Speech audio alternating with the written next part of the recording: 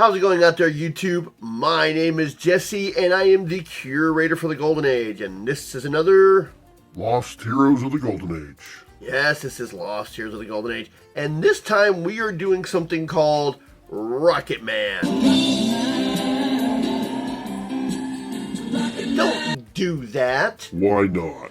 Because now, whenever I hear this song on the radio, I'm going to associate it with this right here. That really sounds more like a you issue than a me issue.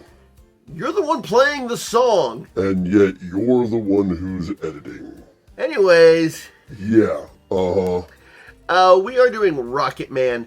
Now, bear in mind, his name is RocketMan, and he's obviously wearing a jetpack, but they were calling it a helicopter at first. And when I was reading this, I'm like, that's not a helicopter. How are you calling it a helicopter? I know what a helicopter looks like. A helicopter looks like this. Now, I'm going to make a few allowances for this, keeping in mind that this was 1941. So this was what? 40, so 80 years ago at least? I mean... Yeah, around 80 years ago. So the helicopter came out in 1939, and we did have kind of gyroplanes that looked like this. So maybe there wasn't a full and solid definition of a helicopter. So that's what they were. But his name is RocketMan. You're even calling him RocketMan and saying that he's wearing a helicopter. I mean, I can make a few allowances, but come on now. It doesn't look anything like a helicopter. And he appeared in a few issues of Scoop Comics, and then in a few issues of Punch Comics. It was around 13. Someone mentioned that he's wearing a jet projectile on his back. And then in the next issue, they even described it more as a motorized jetpack. Now, as I was trying to figure out why they were calling it a helicopter, apparently they really didn't start calling jetpacks until 1945. And Punch Comics number 13 and 14, where they start calling it jetpack, is 1945.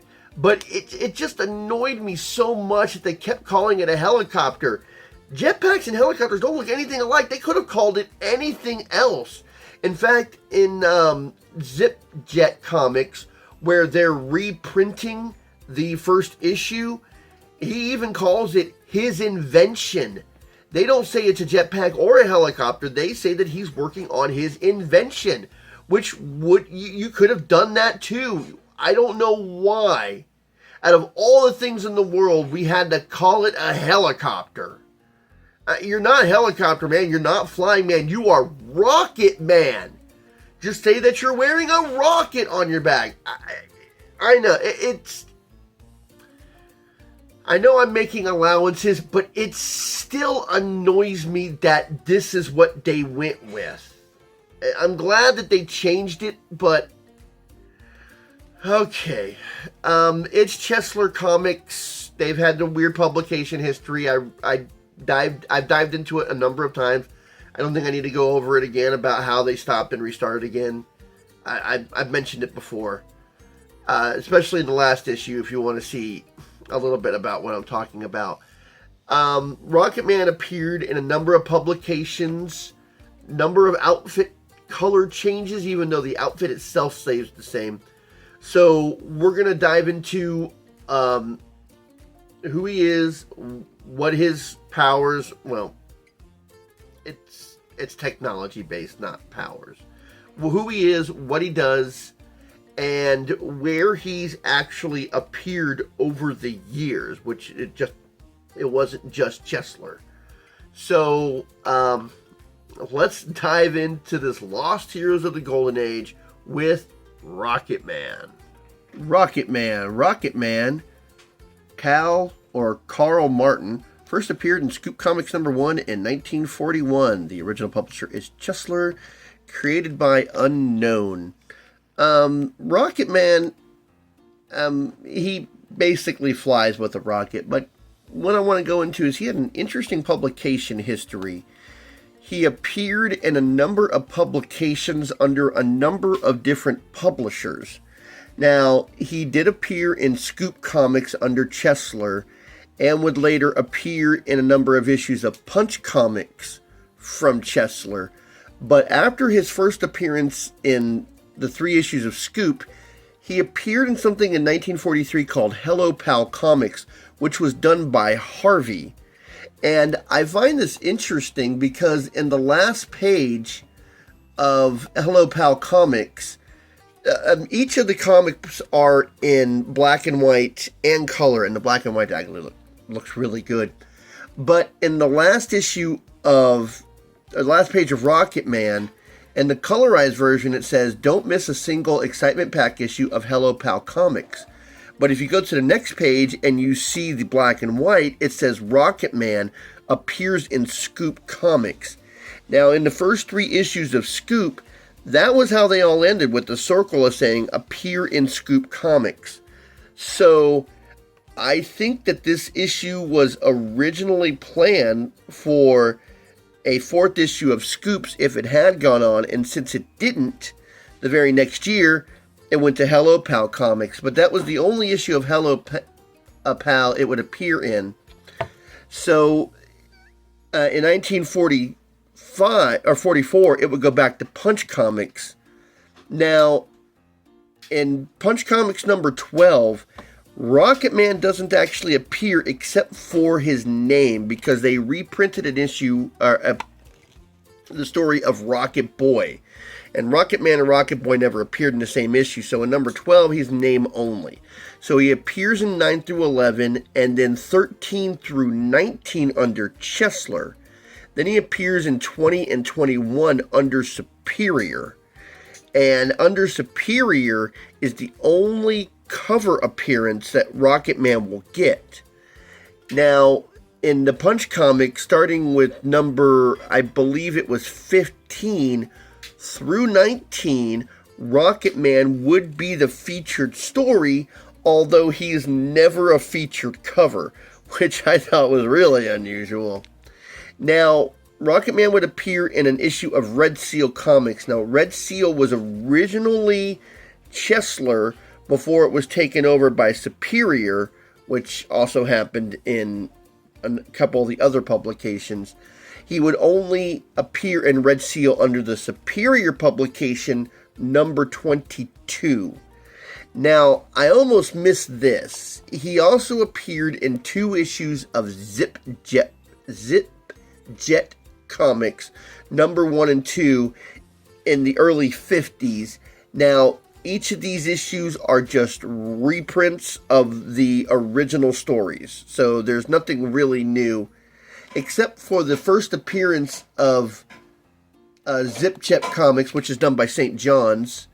They created their own page for the very first issue, because the comic book cover is the splash page of his first appearance.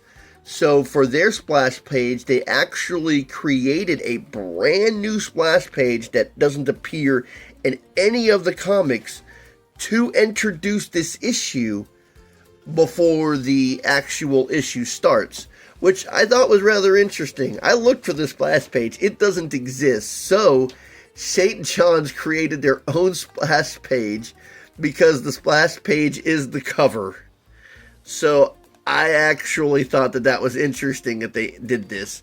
Now, if you ever have a chance to read the St. John's comics, all of the panels are recolors and reprint panels, but the texts are completely different. It actually adds a little more to the stories because they're explaining a lot more. It was the same way that they did in Torpedo Man, where they reprinted the issues and added so much more to the text boxes, which it made the stories bigger. Now, okay, it was the second issue that started Zip Jet Comics, where they made the splash page, the cover. The first appearance of RocketMan would actually appear after the second appearance of RocketMan in the Zip Jet Comics, which it's just funny. Something else about the St. John's comics, they did not call him RocketMan. They called him actually Zip Jet. And Rocketgirl wasn't actually given a name. He was just referred to as her in connection to RocketMan, who is Zip Jet. And for some reason, they went ahead and changed the names. Instead of Carl Martin, he was called Tech Carson. And her, instead of being Doris Dalton, she would be named Pat Dale. I don't know why the change, but that's what they decided to do. But they had a weird colorization thing. In the Scoop comics and Punch comics, even in Superior, he had an orange outfit with red gloves. I think it was red boots. No, it was orange all the way down. So it was red gloves and a red hat. And in the Hello Pal comics, they did something weird with the colorization. They made him a red outfit with even the hood, but yellow gloves and yellow trunks. So I thought that was weird that they changed the trunks, because they didn't have a specific color for the trunks in the Scoop comics. And in Zip Jet comics, the outfit is yellow from top to bottom, except for the belt and the gloves, which are red. Now, in each issue of every publication, he wears a harness on that just covers over his chest, and that harness controls the jetpacks on him. So the color of the harness never changed, but the costume changes. So RocketMan is a regular hero. He doesn't have any superpowers, but he's a brilliant inventor who created the jetpack, which they called a helicopter at first. And he also created one for his partner, Rocketgirl.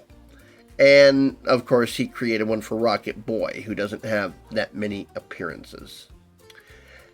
Now, we're not really going to go into any of the reprinting in Bell Comics, because by the time he goes by Bell Comics, he was renamed Jetman.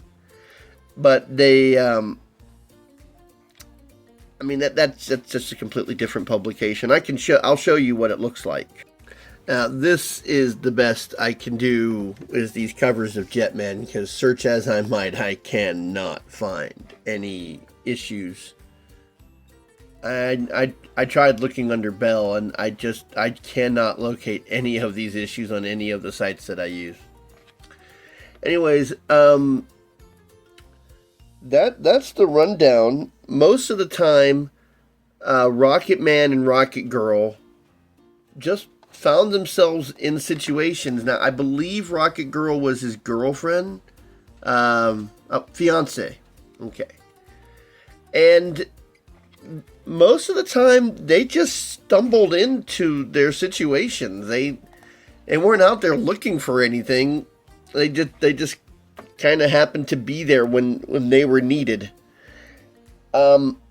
I am impressed by how quickly they were able to change into their costumes. It's just like, here they are in their civilian attire, and all of a sudden, now we're this and that. And he even brought this up once in one of the comics. He's like, how did you change so fast? And she's like, I already had the costume on under my civilian clothes. I suppose for as easy an explanation as you need, that works out just fine. But, yeah, they did have, I guess you could call them a couple of, super villains. They never were reoccurring, except for when they did reprints. And they basically fought criminals. So, I mean, that's the long and short of it. There's more about where they appeared in the publication history than there is to talk about them. Now, I did mention Rocket Boy, and Rocket Boy was kind of a sidekick because in his first appearance, he's given a letter from RocketMan, Rocketgirl saying, "Hey, we know about who you are, and we're giving you a rocket pack," which they called a helicopter. But RocketMan and Rocket Boy never appeared in the same story. So let's go ahead and cover the first appearance, and then you'll see a little bit more about how they were, but basically what they were doing with this character going forward, despite the fact that they kept calling the jetpack a helicopter. I know I keep harping on this, but it's an issue for me. All right, let's do this. One more thing real quick. I did mention that the whole jumpsuit was orange. It appears in the first 3 issues of Scoop Comics. It was actually, the legs were red, and the rest of the outfit was orange. But when it moved over to Punch Comics and they recolored it and reprinted it, they made the entire jumpsuit orange, which I don't see why just the legs were a different color. It doesn't make any sense. All right. Let's cover the first appearance. We start with the splash page, RocketMan. Carl Martin and his fiancée, Doris Dalton, 2 young scientists whose inventions have been used to combat crime and help better society. I'll put the finishing touches on this before Doris gets back. While waiting for his fiancée, Carl Martin completes their latest invention, a helicopter. Yeah, they're going to mention helicopter a number of times. Now for the test. And we see him. I mean, this is obviously a jetpack. I don't know why they decided they had to call it a helicopter. The helicopter carries the scientist steadily forward. So we see him testing it out. And let's see. Meanwhile, Carl's fiancée walks briskly towards the laboratory. So these thugs, they know about Carl and his invention, so they reach out and they grab his fiancée and they kidnap her. As Carl completes the second machine, well, Doris's helicopter is finished, but I wonder where she can be. That might be her now. And then he gets greeted by this thug at the door who decides to hold him at gunpoint. My boss has your girlfriend and she'll be released as soon as he gets the machine you just built. If not... So he fights off the thug. He beats the thug. And then he notices that somebody else has been sneaks into the lab. While they're fighting, I'll grab the machine. So he sees someone grab the machine and... Well, he said he just finished Doris's, so he's still got his. So the guy speeds off and he decides that he's going to follow him. Too late to get him. I wonder if I can find anything on that guy inside. Good thing this letter gives directions on how to reach the boss. So he puts on his outfit and he heads to the house. Carl soon locates the house mentioned in the letter. According to the letter, this must be the house, but it looks deserted. So he walks into the house and it looks pretty dilapidated. As soon as he walks through into the room, iron bars block doors and windows of the room. That seems to be a very common thing in the Golden Age. People were always getting stopped by iron or silver bars.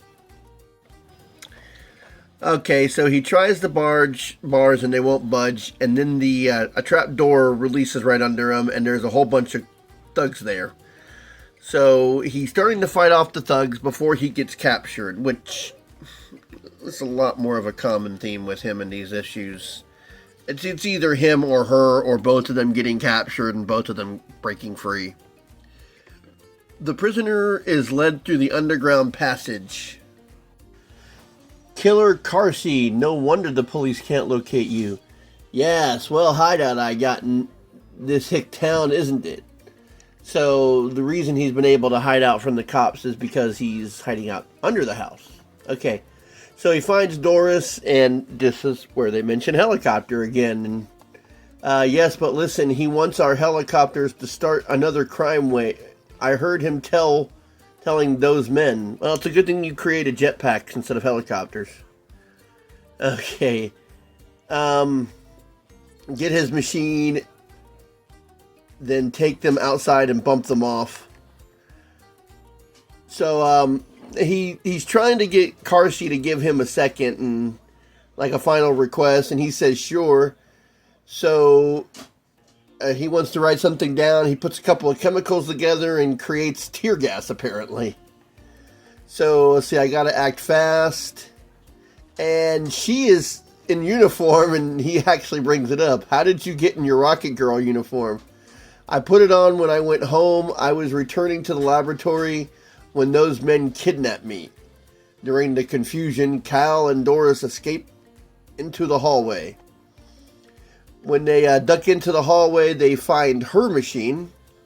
So they both get themselves ready to start fighting the bad guys. They fly into them and they start knocking them left, right, and center again. As Carl and Doris finish battling the crooks, Carsey unnoticed slips away. While those mugs are fighting, I'll take all the money and beat it. Let's see. Just one more thing to do before I go. These switches will throw a current electricity across every window in the house. So I guess he's thinking that they're going to try and escape, and if they do, they'll get electrocuted trying to go out the window.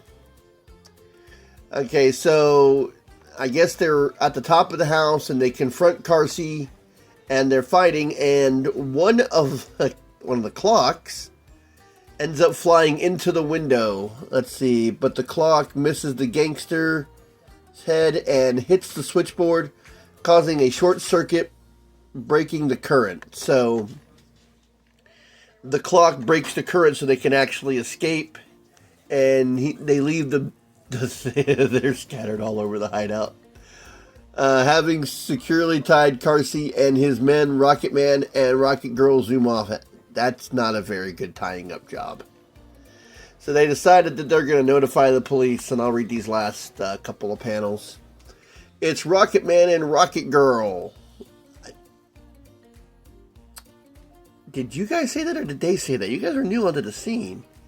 And you'll find Killer Carsey and his mobsters in the barn of the deserted farm on the hill.